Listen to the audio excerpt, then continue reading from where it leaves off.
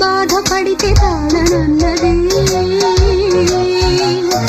మనుషులెరుగలేరు మామూలు ప్రేమ కాదు, అగ్ని కంటే స్వచ్ఛమైనది. మమకారమే ఈ లాలి పాటగా రాసేది హృదయమా,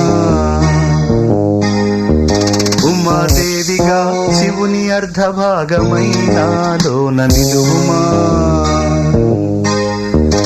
శుభ